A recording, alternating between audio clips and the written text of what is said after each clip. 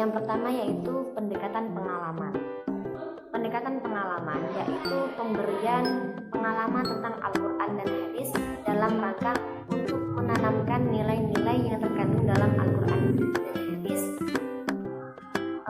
baik secara individu maupun kelompok. Menurut Syekhul Bahri Zamroh, yaitu pengalaman yang dilalui seseorang yaitu merupakan guru yang baik bagi diri kita sendiri.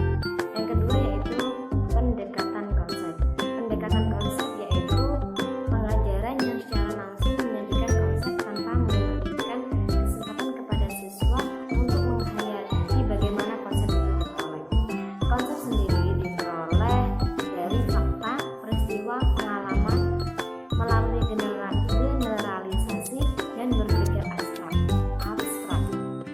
Kegunaan konsep sendiri yaitu untuk menjelaskan dan meramalkan suatu pembelajaran. Yang ketiga yaitu pendekatan terstruktur, yaitu bahwa Al-Quran dan hadis mempunyai kaidah-kaidah dan norma-norma dalam penulisan, baik segi penulisan, bahasa maupun membaca. Maka dalam pembelajaran Al-Quran hadis dilakukan pendekatan terstruktur dalam menjelaskan materi-materi Al-Quran hadis.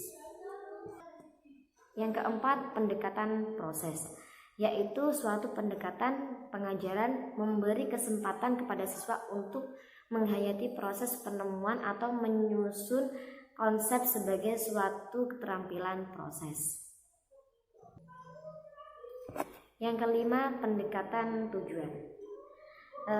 Dalam pendekatan tujuan ini, karena setiap kegiatan pembelajaran harus ditetapkan tujuan materi yang ingin diberikan. Oleh karena itu, konsep pendekatan tujuan harus ada dalam suatu pembelajaran.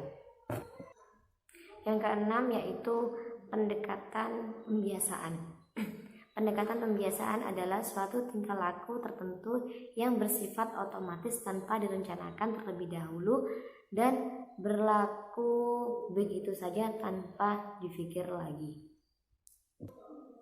Ya saja ini yang ketujuh, pendekatan emosional. Pendekatan emosional adalah usaha untuk menggugah perasaan dan emosi peserta didik dalam meyakini ajaran yang ada pada Al-Quran dan hadis, serta dengan merasakan mana yang baik dan yang buruk.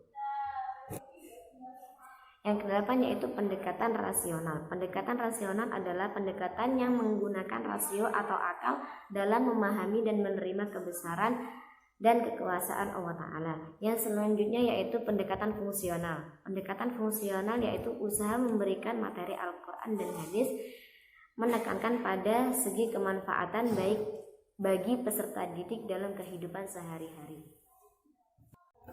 Selanjutnya yaitu pendekatan keteladanan.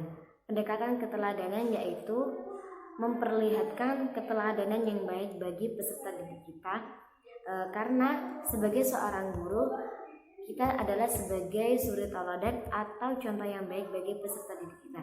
Jika tingkah laku kita jelek, maka anak didik kita akan meniru yang jelek. Jika kita baik, maka peserta didik kita akan berperilaku yang baik pula.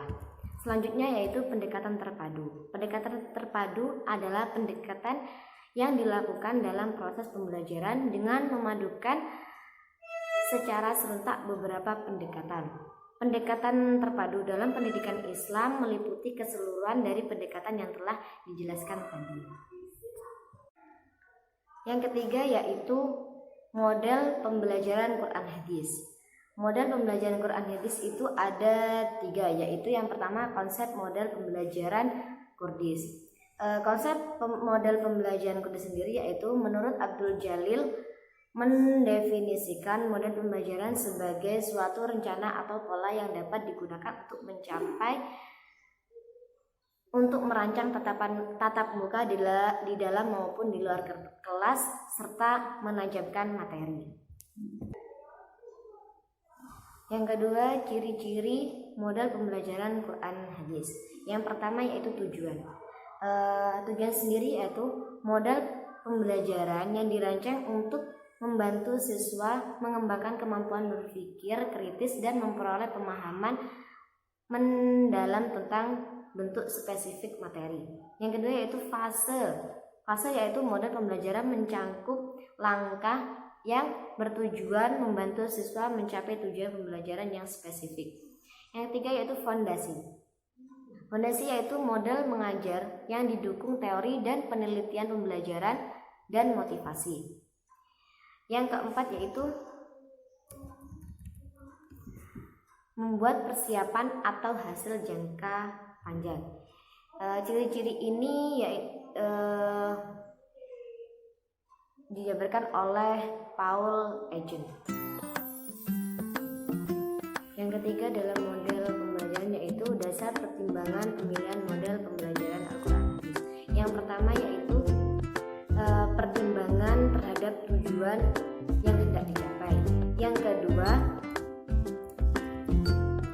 pertimbangan yang berhubungan dengan bahan atau materi pembelajaran yang meliputi ruang lingkup pembelajaran, persyaratan, bahan, dan sumber pembelajaran. Yang ketiga, pertimbangan dari sudut peserta siswa yang meliputi tingkat kematangan siswa, minat, bakat, dan kondisi siswa, gaya belajar siswa. Yang keempat, pertimbangan yang bersifat non-teknis yang meliputi nilai efektivitas dan efisiensi. Dari kesimpulan makalah ini yaitu pendekatan pembelajaran adalah jalan atau cara yang digunakan oleh guru atau pembelajaran untuk memungkinkan siswa belajar. Jadi pendekatan adalah konsep dasar yang mewadai dan melatari metode pembelajaran dengan cakupan teoritis tertentu. Sebagai guru, berusaha menghidupkan dan memberikan motivasi agar terjadi proses interaksi yang kondusif. Guru sebagai fasilitator berusaha memberikan fasilitas yang baik melalui pendekatan-pendekatan yang dilakukan. Sekian dari saya. Wassalamualaikum.